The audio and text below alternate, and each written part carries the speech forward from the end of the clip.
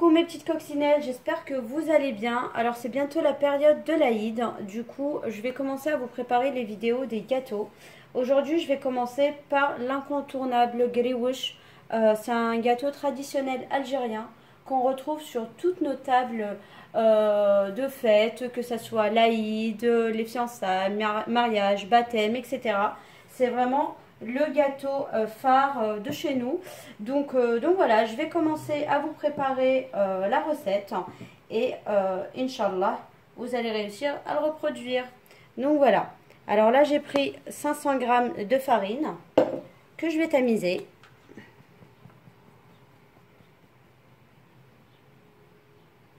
Alors une fois notre farine tamisée, je mets ma petite pincée de sel, je mets ma levure chimique également. Voilà. C'est vraiment une recette inratable du griouche. Vous allez voir, très simple. On mélange tout. Moi, je suis avec les doigts. C'est beaucoup mieux. Maintenant, je vais incorporer mon beurre qui a été fondu et je l'ai laissé refroidir. Je vais le mettre ici. Voilà. Maintenant, je vais rajouter mon œuf que j'ai battu. Voilà. On le met également à l'intérieur. Et je vais rajouter une cuillère à café de liquide vanille. Voilà. Et je vais mettre également une cuillère à café de vinaigre blanc.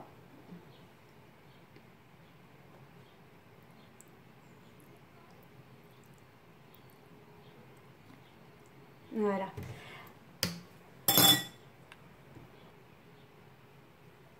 Alors l'étape qui va suivre, que je vais faire maintenant, elle est vraiment très importante pour la réussite de vos griouches. Vous allez voir, je suis en train de tout mélanger, mais je ne vais pas ramasser ma pâte maintenant. Il y en a plein, juste, comment on dit ça, ils ramassent leur pâte comme ça, voilà. Et ils vont directement la ramasser avec la fleur d'oranger et l'eau. Alors qu'il ne faut absolument pas faire ça.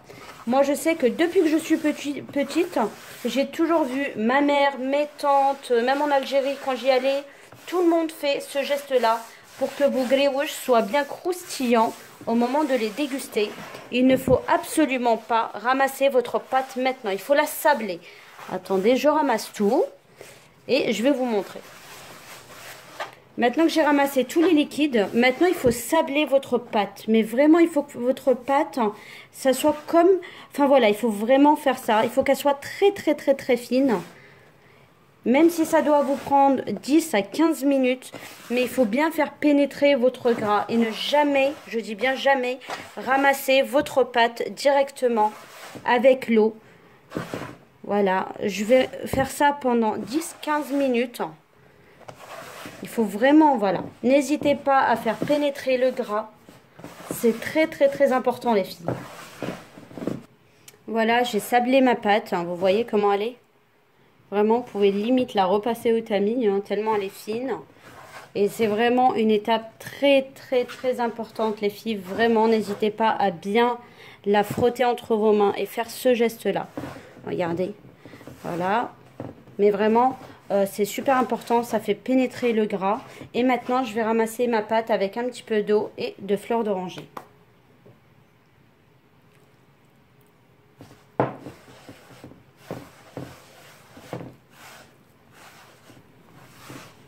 Alors, j'ai juste ramassé ma pâte. Il ne faut pas la travailler. Je l'ai divisée en 3 boules. Et maintenant, je vais les cellophaner et les laisser reposer pendant 20 minutes.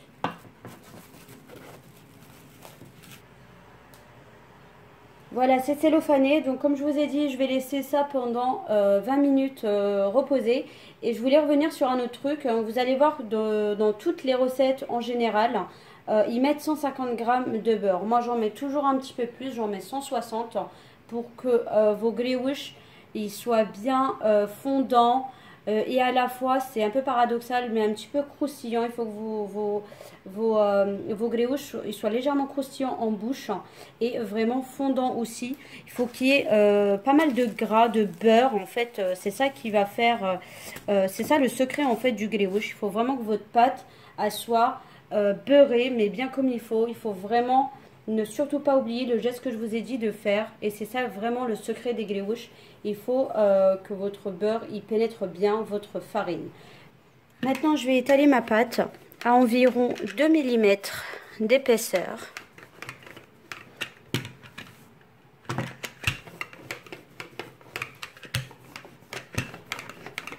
Alors, avec cet appareil-là, c'est pour faire les grillouches que vous trouvez un petit peu partout. C'est pas cher. Et là, regardez, j'ai fait quelques grillouches pour pas perdre de la pâte.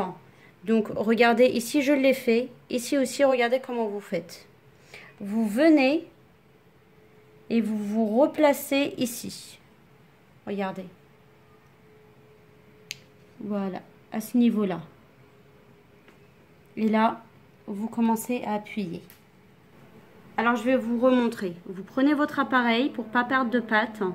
Vous revenez et vous vous placez là. Vous voyez, il n'y a aucune séparation entre la première et la deuxième. Et là, vous venez bien appuyer.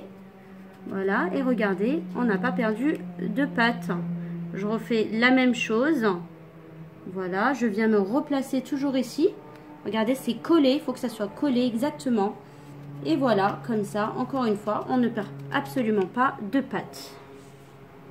Alors, vous prenez votre pâte, vous prenez la première lanière dans votre doigt, vous laissez la deuxième, vous récupérez la troisième, vous laissez la quatrième et vous récupérez la dernière, d'accord?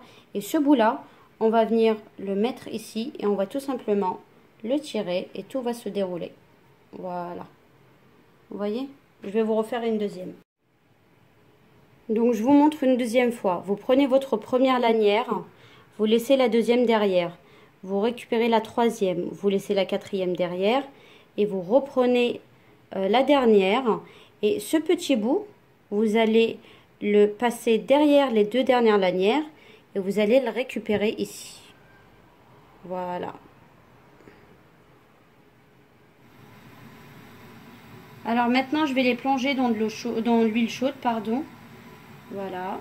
Il ne faut pas que votre huile soit trop chaude non plus.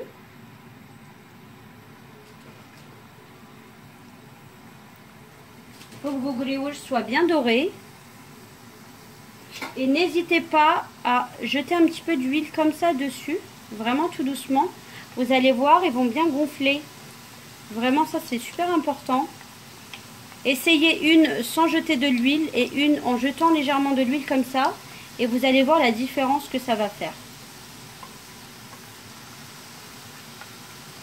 Voilà, jetez de l'huile sur tous vos grillouches. Vraiment, c'est très important. Vous les dorez.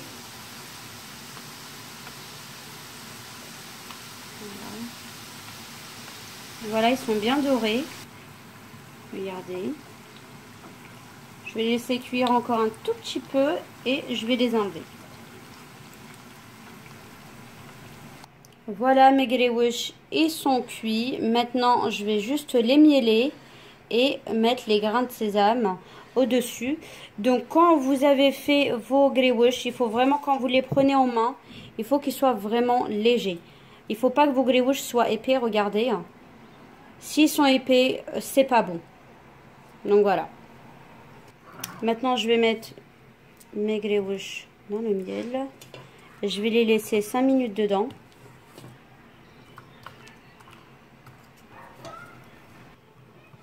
Maintenant, je vais les retirer, je vais les mettre dans une petite passoire. Voilà. Et n'oubliez pas de les saupoudrer de sésame grillé.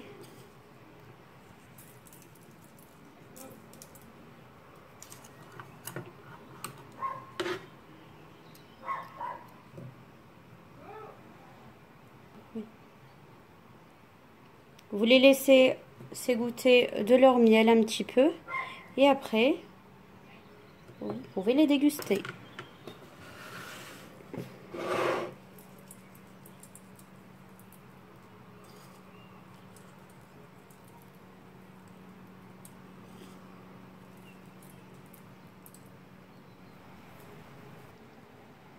Voilà, c'est terminé. Ben, écoutez, si la recette vous a plu, n'oubliez pas de liker et de vous abonner à ma page.